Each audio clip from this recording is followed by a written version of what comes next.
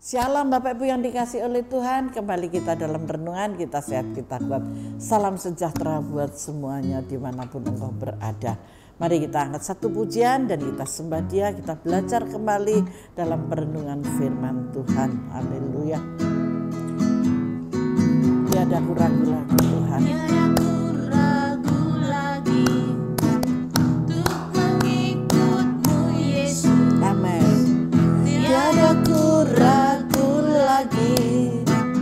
Untuk melayanimu, amin, haleluya.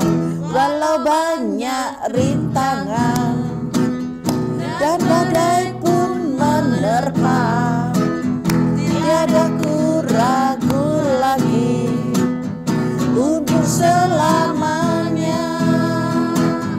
Yesus, Yesus, sahabatku penolong. Kami percaya Tuhan bahwa Engkau adalah sahabat kami dan Kau penolong yang sejati buat setiap kami.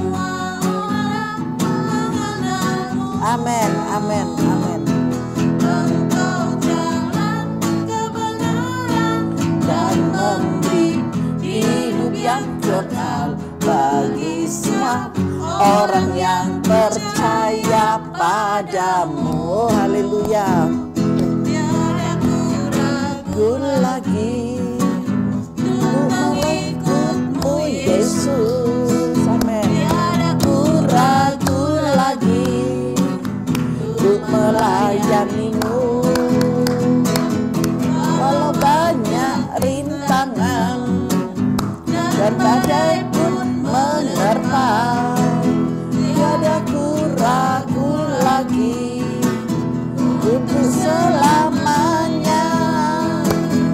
Yesus, Yesus, sahabatku penolong dalam hidupku. Ku rindu semua orang mengenalmu. Engkau jalan kebenaran dan memberi hidup yang kekal bagi setiap orang yang percaya padamu. Amin, amin. Yesus, Yesus, sahabatku penolong dalam hidupku. Ku rindu semua orang mengenalmu. Engkau jalan kebenaran dan memberi hidup yang kekal bagi setiap orang yang percaya padamu. Bagi setiap orang yang percaya padamu. Bagi setiap orang yang percaya padamu. Berikan kemuliaan bagi Tuhan, mari kita sembah Dia. Bapa, terima kasih, haleluya. Biarlah hidup kami menyenangkan hati-Mu ya Tuhan. Kami rindu Engkau selalu hadir dalam hidup kami ya Bapa. Terima kasih ya Yesus, haleluya. Bapa, terima kasih. Bapa, terima kasih. Kami bersyukur ya Tuhan. Kami bersyukur ya Bapa. Oh, haleluya, haleluya. Terima kasih Yesus. Haleluya. Mari kita satu di dalam doa. Bapa, kami bersyukur Tuhan. Kami berterima kasih Bapa buat semua yang baik, semua yang benar, semua yang berkenan di hadapan-Mu. Bapa, sebentar kami akan belajar kembali akan kebenaran firman-Mu. Pimpin kami dengan Roh Kudus-Mu Bapa. Urapi setiap kami Tuhan di dalam nama Yesus, baik yang mendengar maupun hamba yang menyampaikannya Bapa. Bapa, terima kasih. Terima kasih Tuhan, terima kasih. Pakai kami Tuhan untuk menjadi alat kerajaan-Mu ya Bapa. Terima kasih di dalam nama kuasa Tuhan Yesus Kristus Kau ajarkan bagi kami. kebenaran yang luar biasa. Haleluya. Kami sambut firman-Mu. Yang siap menerima firman Tuhan, mari bersama saya katakan amin.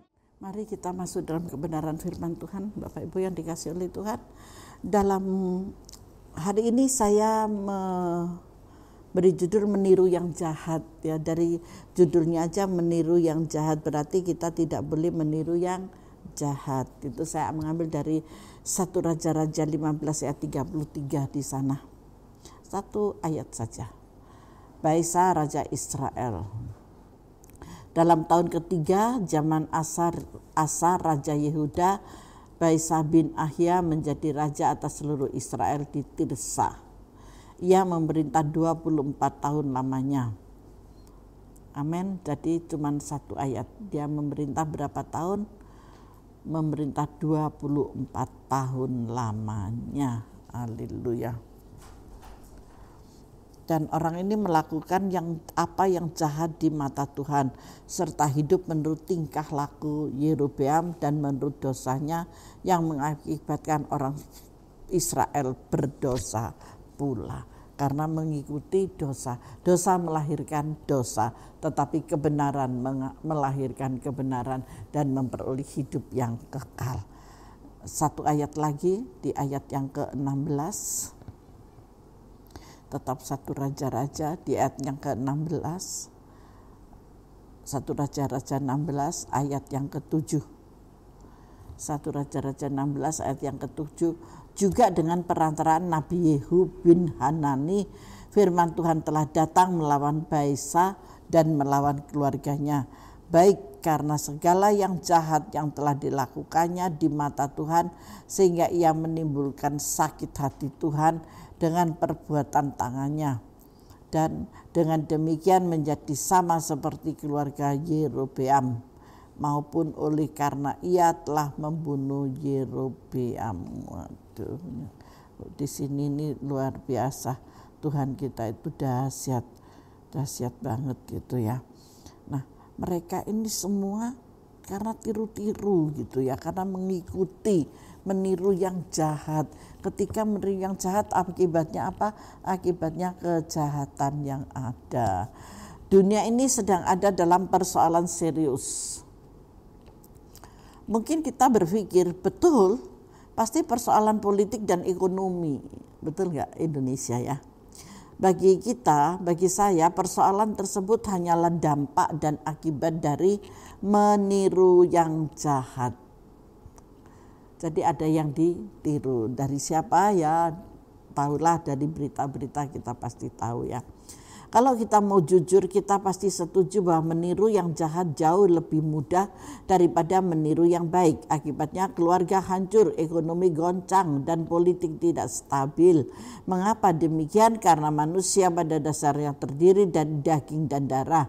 Karena dunia ini dikuasai oleh kegelapan. Karena dunia ini jahat dan iblis terus menyamar sebagai malaikat terang. Hati-hati ya.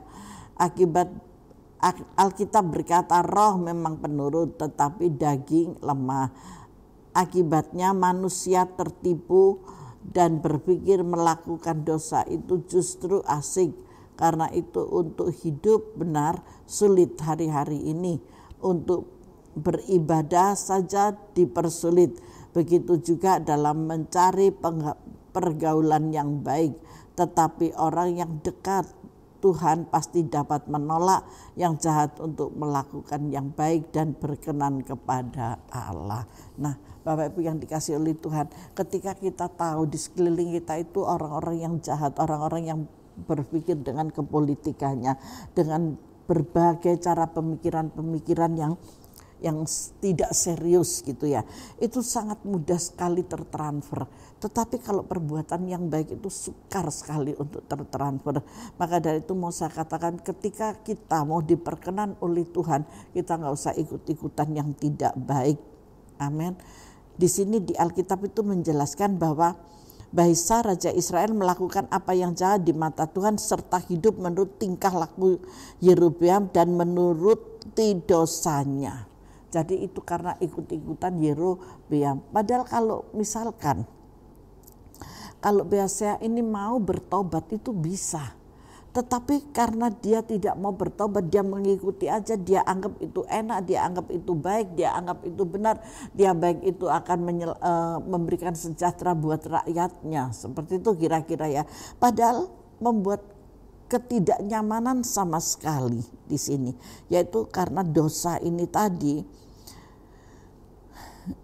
Dan kita menyebutnya biasa dengan mudahnya meniru yang jahat bukan yang baik. Begitulah kondisi dunia hari-hari ini. Bagaimana supaya kita dapat meniru yang baik bukan yang jahat. Mari kita diajari hari ini bukan meniru yang jahat, tetapi kita meniru yang baik. Bukan meniru seperti Raja Israel ini ya, tetapi kita meniru yang baik. Ada 4 hal. Hal pertama, kita harus terlibat dalam kegiatan-kegiatan rohani. Itu yang sangat penting. Makananmu adalah rohani ya. Makanan rohmu ya rohani. Makanan dagingmu adalah nasi dan lauk pauk supaya kita kuat, kita gede gitu ya. Kalau kita pun sudah sering ke gereja, kita begitu setia untuk membaca firman, namun cuma membaca tidak mengerti sama sekali. Isinya masih cuma membandingkan sana sini, membandingkan sana situ gitu. Itu namanya tidak bertumbuh di dalam kerohanian. Ketika saudara bertumbuh di dalam kerohanian, saudara akan berubah dengan total gitu ya.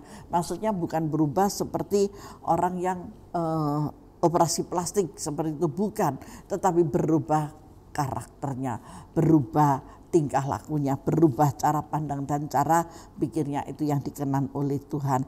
Selalu saya katakan bahwa cinta Tuhan saja belum cukup, sebab iman kita sering kali mudah tergoncang.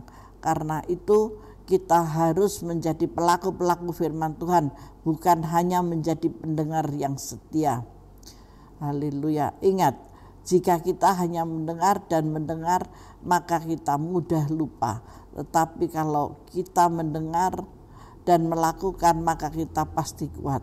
Apakah yang harus kita dengar? Perintah-perintah Tuhan. Salah satunya adalah menjadi saksi Tuhan. Artinya kita harus melayani Tuhan. Kalau kita meresponinya, maka itu melatih otot-otot iman kita untuk menjadi pelaku. Haleluya, haleluya. Terima kasih Tuhan. Oh Tuhan, terima kasih Bapa, terima kasih. Yang harus kita dengar perintah-perintah Tuhan. Salah satunya ada menjadi saksi Tuhan. Artinya kita harus melayani Tuhan. Kalau kita meresponinya, maka itu melatih otot-otot iman kita untuk menjadikan kita kuat dan kita mudah goyah dalam apapun. Nah, mari kita buang itu semua dan kita masuk di dalam kegiatan rohani. Ketika saudara ada di dalam kegiatan rohani, perjumpaan-perjumpaan, persekutuan-persekutuan melalui Zoom, melalui online seperti ini, dan kalau kenal langsung dihubungi orangnya, percayalah maka kuasa itu akan semakin sempurna di dalam engkau. Hal yang kedua, kita harus membiarkan diri untuk dipimpin oleh Roh Kudus, jangan memberontak. Firman Tuhan berkata, kalau kamu dipimpin oleh Roh, maka kamu tidak akan mengikuti keinginan daging. Jadi biarlah Roh itu yang memimpin saudara. Dan roh yang memimpin saudara itu bukan roh lain, tetapi Roh Kudus. Roh Kudus yang lemah lembut, Roh Kudus yang penuh cinta kasih, Roh Kudus yang mengarahkan dalam kebenaran. Biarlah Roh Kudus yang memberitahu saudara, bukan roh-roh yang lain. Begitu banyak di dunia ini roh-roh yang lain, tetapi roh yang kita miliki, yang saudara miliki dan saya miliki adalah Roh Kudus, yaitu Tuhan Yesus sendiri gitu ya. Tuhan, terima kasih. Kita harus membiarkan diri untuk dipimpin oleh Roh Kudus. Firman Tuhan berkata, kalau kamu dipimpin oleh Roh, maka kamu tidak akan mengikuti keinginan daging. Ada amin? Ya. Persoalannya adalah kita mudah sekali terseret oleh keinginan-keinginan daging, sebab kita tidak dipimpin. Haleluya, kita tidak dipimpin oleh roh, tetapi dipimpin oleh daging. Akibatnya apa? Hidup ini menuju pada kehancuran. Mengapa?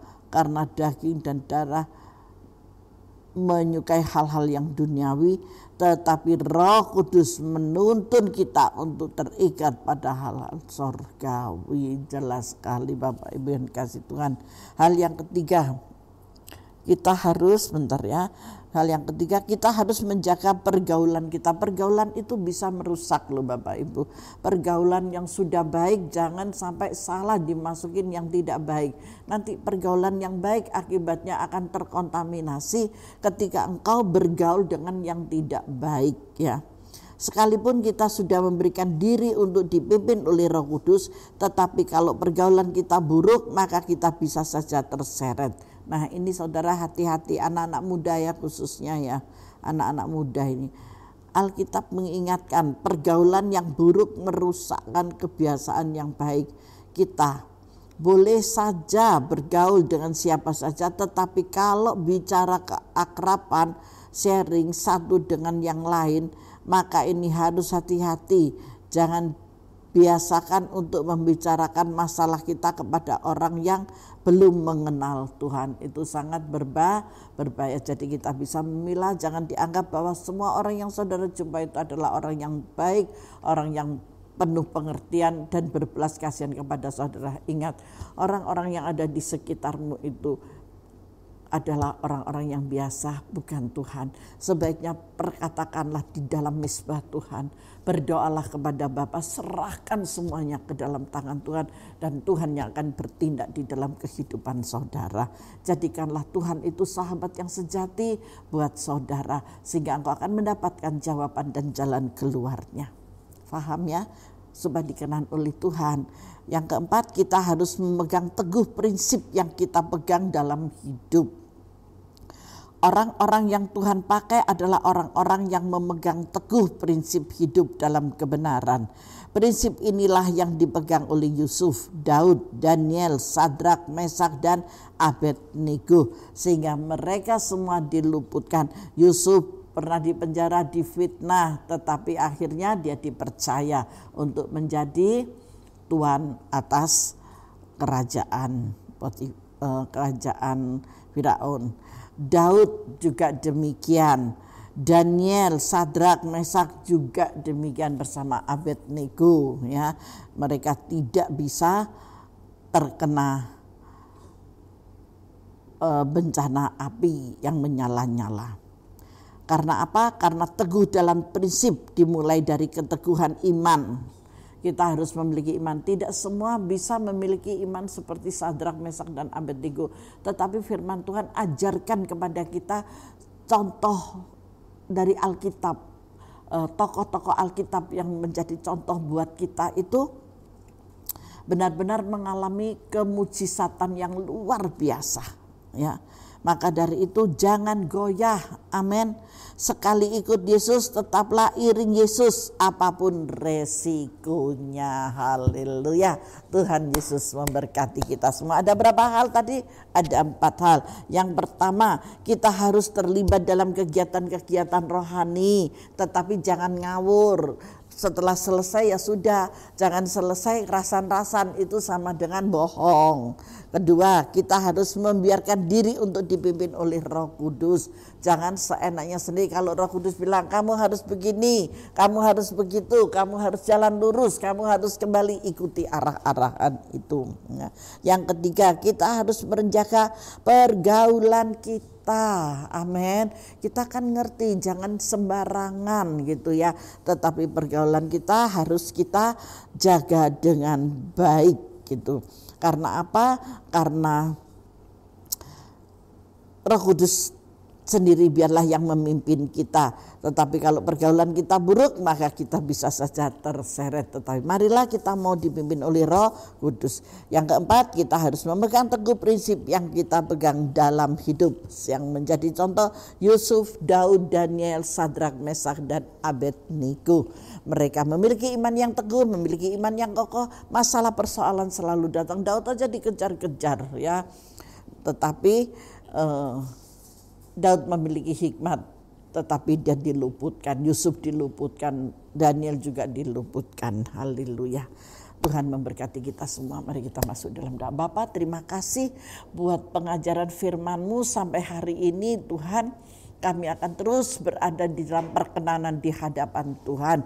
Kami mau Tuhan setiap hidup kami berkenan di hadapan-Mu, sehingga perjumpaan kami, ibadah kami tidak menjadi sia-sia sampai Engkau memanggil kami pulang ke rumah Bapa.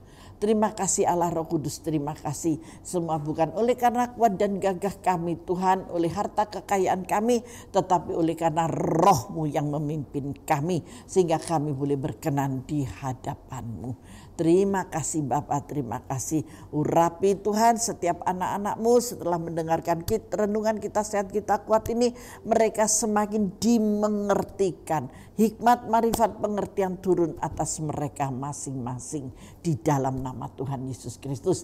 Terima kasih banyak Bapa, terima kasih. Damai, sejahtera dan sukacita, ketenangan serta kelimpahan menyertai mereka sekaliannya. Dan hanya di dalam nama Bapa, Putra dan Roh Kudus, di dalam nama Tuhan Yesus Kristus, kami peralaskan setiap doa-doa ini dan berkat-Mu mengalir melimpah dalam kehidupan mereka. Haleluya, haleluya, haleluya. Yang percaya dan sudah terima berkat, mari bersama-sama saya katakan amin. Tuhan Yesus memberkati kita semuanya. Selamat berhari Sabtu malam, Minggu malam yang panjang. Tuhan memberkati.